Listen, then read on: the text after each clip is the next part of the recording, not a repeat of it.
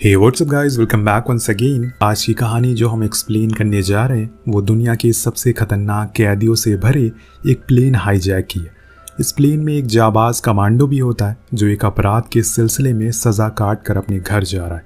परंतु अब क्या वो कमांडो अपने घर वापस जा पाएगा या फिर देश की सुरक्षा का बीड़ा उठाएगा? आइए जानते हैं। कहानी की शुरुआत यूएस मिलिट्री आर्मी के कमांडो कैमरॉन से होती है, जो देश के लिए ड्यूटी करने के बाद कुछ दिनों की छुट्टी पर अपने घर अलाबामा लौटा है। कैमरॉन अपनी पत्नी ट्राइसीरिया को देखकर काफ़ी खुश होता है। वो अचानक यूं घर आकर अपनी पत्नी को सरप्राइज देता है, लेकिन इससे बड़ा तोहफा ट्राइसीरिया ये बताकर कर देती है कि वो प्रेग्नेंट है। ये सुनकर वो खुशी से झूम उठता है और दोनों एक दूसरे को गले लगा लेते हैं। दोनों इसी खुशी भरे पल को सेलिब्रेट करने के लिए बार में डांस करने लगते हैं। तभी वहाँ पर 3 बेवड़े आ जाते हैं। नशे में धुत तीनों लोग ट्राइसीरिया को छेड़ने लगते हैं। जब कैमरॉन बीच बचाव करने की कोशिश करता है तो वो लोग उसे भद्दी भद्दी गालियां देते हैं, जिससे कि उसे काफ़ी गुस्सा आता और वो उन्हें वहीं सबक सिखाने वाला था। लेकिन ट्राइसीरिया के कहने पर वो रुक जाता है। अब सभी वापस पार्टी में मगन हो जाते हैं, परंतु वो लफंगे लोग वहाँ से गए नहीं थे, बल्कि उनके नज़दीक बैठकर दोनों पर नज़र कर रहे थे। और जैसे ही वो लोग घर के लिए रवाना होते तभी वो गुंडे उन्हें बाहर घेर लेते हैं। एक बार फिर वो तीनों बदतमीजी करने लगते हैं, यहाँ तक कि कैमरॉन की वर्दी के साथ खिलवाड़ करने लगते हैं, जो कि उसे किसी भी कीमत पर बर्दाश्त नहीं होता। और एक एक करके उन सभी को मारने लगता है। वो उन्हें बहुत ही बेरहमी से मारता है, जिस कारण एक शख्स की मौत हो जाती है और इस वजह से उसे पूरे 8 साल की सज़ा सुना दी जाती है। जज के मुंह से सज़ा सुनते ही कैमरॉन काफ़ी उदास हो जाता है, क्योंकि उसने ये सब अपने बचाव के लिए किया था। लेकिन अब क्या कर सकते हैं। अगले दिन उसे सलाखों के पीछे भेज दिया जाता है, जहां पर अब उसे अपने अगले 8 साल काटने थे। यहाँ ट्राइसीरिया उसे हमेशा लेटर लिखा करती थी और इन्हीं लेटर से कैमरॉन को ये भी मालूम पड़ता है कि उसकी पत्नी ने बेटी को जन्म दिया है। साथ ही साथ उसकी पत्नी उसे अपने गुस्से को काबू करने के लिए भी कहती है, ताकि जाने अनजाने में वो जेल में कोई बवाल ना कर दे। अब कैमरॉन भी खुद को शांत रखने की पूरी कोशिश करता है। वो एक्सरसाइज करता है, मेडिटेशन करता है और नियमित खाना खाता है। देखते ही देखते ऐसे 8 साल कब निकल जाते हैं पता ही नहीं चलता। कैमरॉन की सज़ा ख़त्म होने को थी। वो अपने घर वापस जाने के लिए बेताब था। यहाँ से उसे अलाबामा एक खास प्लान से ले जाया जा रहा था। उस समय अक्सर कैदियों को मेडिकल एग्जामिनेशन, हियरिंग और दूसरे बड़े जेलों में शिफ्टिंग के लिए एक प्लेन से ही ले जाया जाता था। इस प्लेन में कैमरॉन के साथ उसका साथी ओडेल भी मौजूद होता है, जो कि एक डायबिटिक पेशेंट है। और इस प्लेन में देश के कुछ सबसे खूंखार अपराधी भी बैठे हुए हैं, जिन्हें एक बड़ी जेल में शिफ्ट करने के लिए ले जाया जा रहा है। इनमें मशहूर हत्यारा विलियम, सन की rapist John, black gorilla army का पूर्व कमांडर जोन्स और प्रोफेशनल किलर साइरस भी शामिल है। प्लेन के incharge US marshal Vince Larkin है। वहीं प्लेन डीए एजेंट विलियम से कैदी बनकर जा रहा है, क्योंकि उसे कोलंबियन ड्रग माफिया के बेटे से कुछ ज़रूरी जानकारी बटोरनी थी। अब सभी कैदियों को प्लेन में बैठाकर उड़ान भरने की तैयारी की जाती है। आपको बता दें कि ये प्लेन अंदर से किसी जेल से कम नहीं था। जहां कुछ खतरनाक कैदियों के लिए तो अलग से जेल बनाई गई थी, वहीं कुछ को बैठने का भी मौका दिया जाता है। जाते जाते विली का अधिकारी कहता है कि प्लेन में जितने भी लोग मौजूद हैं उन्हें बिल्कुल भी पता नहीं है कि तुम पुलिस वाले हो। सब तुम्हें बस एक कैदी समझ रहे हैं, इसीलिए अपना ध्यान रखना। और सुरक्षा के लिए उसे एक बंदूक भी चुपके से पकड़ा देते हैं। और प्लेन उड़ान भरता और सभी कैदी वहां से रफू चक्कर होने की तैयारी में जुट जाते हैं। साइरस और जोन्स अपनी हथेली में एक पिन छुपा कर लाए थे, जिसे निकालने में उसे हल्का सा भी दर्द नहीं हो रहा था। इस पिन की मदद से वो अपनी हथकड़ियों को खोलने लग जाते हैं। तो वहीं पिन बॉल नाम का एक कैदी बड़ी चालाकी से अपने मुंह में केरोसिन लेकर आया था, जिसे वो बगल में बैठी कैदी के ऊपर छिड़क कर उसे जला देता है। इसे चारों तरफ अफरा तफरी मच जाती है और जब सिक्योरिटी उसे बचाने के लिए जाती है तो इसका फ़ायदा उठाकर पिनबॉल जोन्स का सेल खोल देता है और फिर ये सब मिलकर प्लेन को अपने कंट्रोल में ले लेते। हालांकि इस हाथापाई में ओडल की डायबिटिक की दवा नीचे गिर जाती है। साथ साथ कुछ कैदियों की जान भी चली जाती है। इसके बाद साइरस कॉकपिट में पायलट के पास जाता है। उसके सर पर बंदूक तान कर कहता है कि रेडियो से सिग्नल दो, यहाँ पर सब कुछ सही है। और पायलट ऐसा ही करता है। फिर साइरस सभी कैदियों की हथकड़ियां खोल देता और उनकी जगह गार्ड को बंदी बनाकर बैठा दिया जाता। यहीं पर सीरियल रेपिस्ट जॉन एक महिला गार्ड के साथ बदतमीजी करने लगता है, जो कि कैमरॉन से देखा नहीं जाता और वो उसे रोक देता है। अब साइरस गार्ड से पूछता है कि अगला स्टॉपेज कहाँ पर है, जिस पर गार्ड कहता है कि हमें आगे कैरसन सिटी में उतरना है। यहाँ 6 कैदी प्लेन से उतरेंगे और 10 चढ़ेंगे। तो जोन्स फैसला करता है कि वो अगले स्टॉपेज पर प्लेन को रोकेंगे, वरना सबको शक हो जाएगा।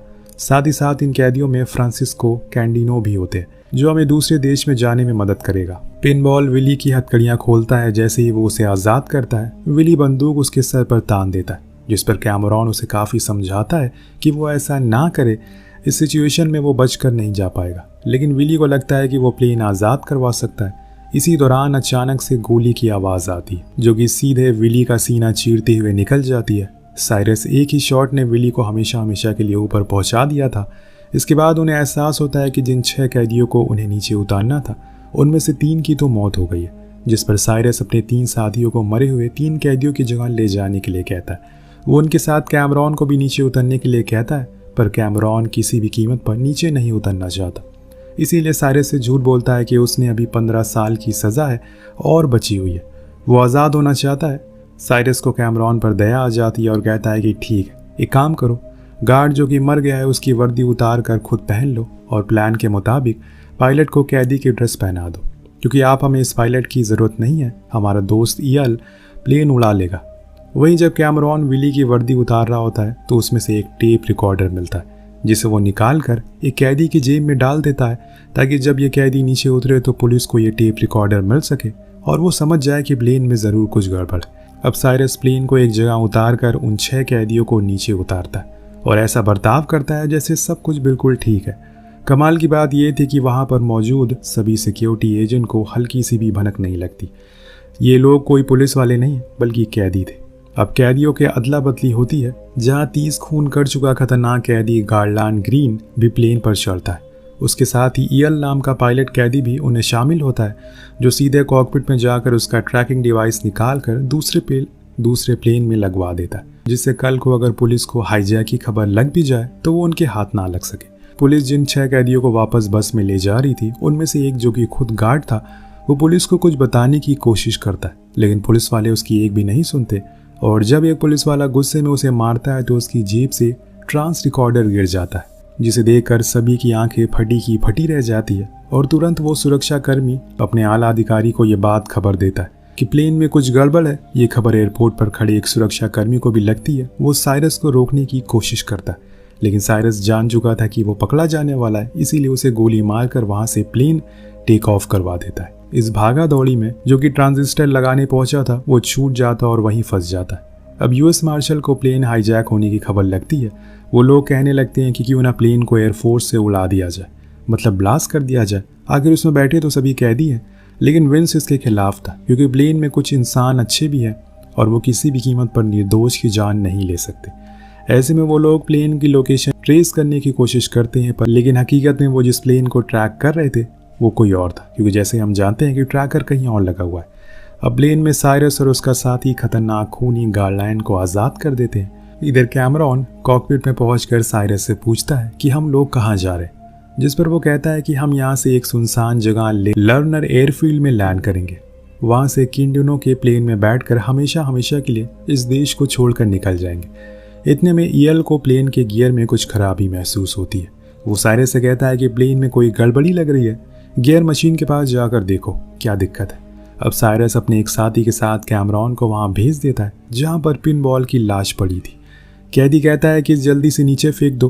कैमरॉन पिनबॉल को नीचे फेंकने से पहले उसकी शर्ट पर लर्नर एयरफील्ड लिखकर लाश को आसमान से नीचे फेंक देता है, जो कि आखिरकार गाड़ी के ऊपर आकर गिरती है। इधर विंस को कुछ भी समझ नहीं आ रहा कि आखिर वो क्या करे, कैसे उन लोगों को पकड़ा जाए। तभी उसे मालूम पड़ता है कि प्लेन में एक पूर्व आर्मी कमांडो कैमरॉन भी मौजूद है, जिसकी सज़ा ख़त्म हो चुकी है और उसकी पत्नी और बेटी एयरपोर्ट पर इंतज़ार कर रहे हैं। अब वो दोनों के पास जाता है, जहाँ विंस को मालूम पड़ता है कि कैमरॉन एक जाबाज सिपाही है और उसने कोई भी खून नहीं किया, बल्कि ट्राइसीरिया की जान बचाने के लिए आत्मरक्षा में गोली चलाई और उसकी सज़ा वो आज तक भुगत रहा है। ये सुनकर विंस को काफ़ी बुरा लगता है। इसी दौरान ऑफिस में एक लेडी ऑफिसर आती है, उसे बताती है कि शहर से कुछ किलोमीटर दूर एक लाश मिली है, जो कि आसमान से नीचे गिरी है। ये बात विंस अपने सैन्य अधिकारी को बताता है और उन्हें यह भी बताता है कि कैमरॉन आज शायद आज़ाद होने वाला था, लेकिन वो जानबूझकर प्लेन में रहने का फैसला करता है, यहाँ तक कि गार्ड भी कर रहा है। जो टेप रिकॉर्डर उसकी जेब में डाला गया था वो किसी और ने नहीं बल्कि कैमरॉन ने ही रखा था।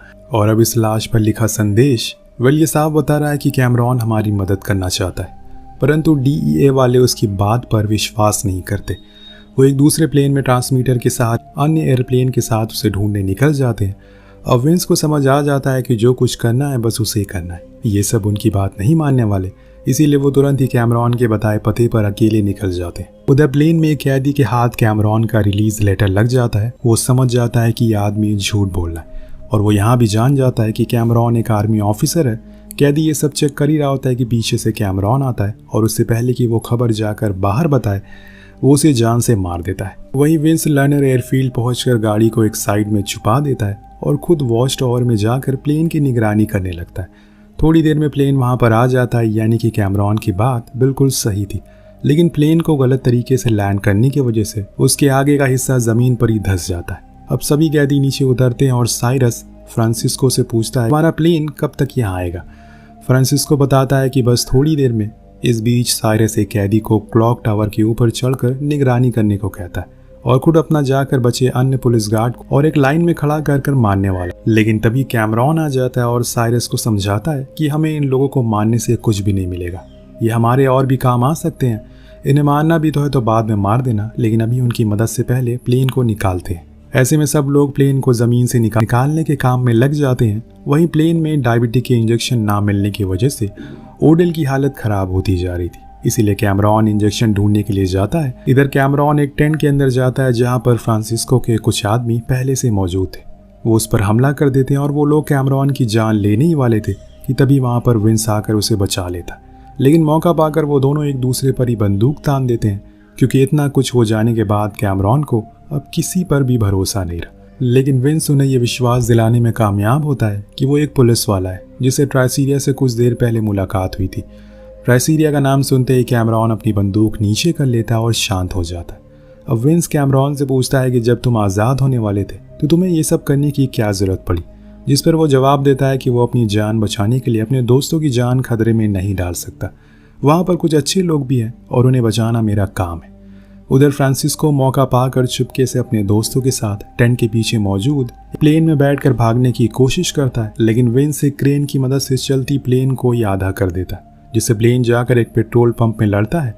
फ्रांसिस्को और उसके अन्य साथी बुरी तरह से जख्मी हो जाते हैं, लेकिन साइरस इस बार उसे बचता नहीं है, क्योंकि वो धोखा दे रहा था। उल्टा आग लगाकर पेट्रोल पंप के साथ पूरा प्लेन ही उड़ा देता है वो, जिससे इतना बड़ा विस्फोट होता है कि हर कोई दहल जाता है। वही विंस की खबर मिलते ही पुलिस की गाड़ियां एक एक करके वहां पर पहुंचने लगती है। हालांकि तब तक वो सभी कैदी मिलकर प्लेन को बाहर निकाल चुके थे और साइरस के साथ साथ बाकी कैदी भी पुलिस वालों पर हमला करने के लिए पूरी तरह तैयार हो जाते हैं। अब सभी कैदी मिलकर पुलिस वालों पर हमला करने लगते हैं, जिसमें कई लोगों की जान भी जाती है। इस बीच मौका पाकर सभी कैदी प्लेन में चढ़कर वहां से रवाना हो जाते हैं। इन सब में साइरस को यकीन हो जाता है कि उन लोगों के बीच कोई ना कोई एक धोखेबाज तो जरूर है, जिसने सबसे पहले बिली को मारा, फिर उनके लर्नर फील्ड की खबर पुलिस को दी, वरना इतनी जल्दी पुलिस वहां कैसे पहुंच सकती है।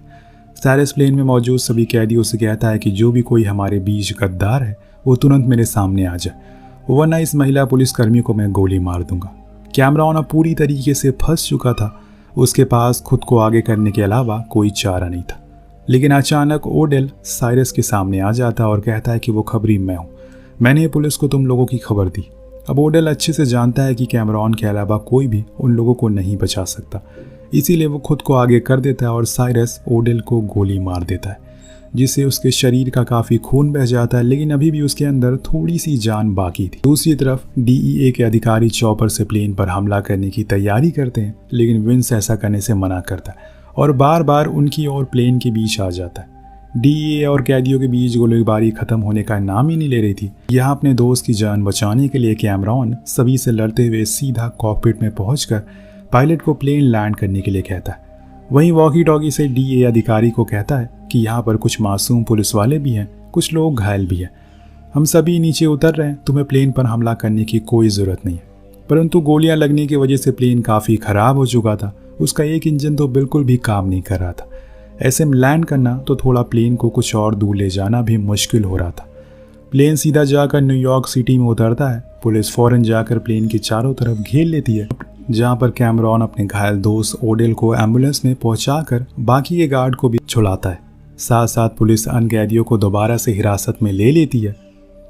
मगर इसी बीच साइरस, यल और जोन्स एक ट्रक में बैठकर वहां से भागने की कोशिश करते हैं।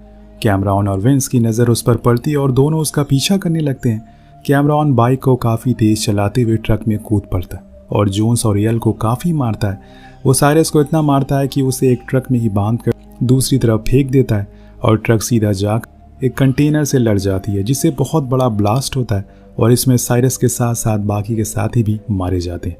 इस घटना में कैमरॉन को भी काफ़ी चोट आई थी, लेकिन उसका सारा दुख दर्द तब मिट जाता है जब वो अपनी बेटी और अपनी पत्नी को देखता है। अब यहाँ कैमरॉन को छोड़ दिया जाता है, साथ ही साथ इस बहादुरी के लिए उसे पुरस्कार भी मिलता है, क्योंकि ये कैमरॉन ही था जिसकी वजह से पुलिस उन खतरनाक कैदियों को वापस पकड़ पाई। लेकिन इन कैदियों में एक नाम अभी तक लापता था। वो था 30 लोगों का खून करने वाला गारलैंड ग्रीन, जो देश के किसी कोने में आज़ादी के साथ घूम रहा है।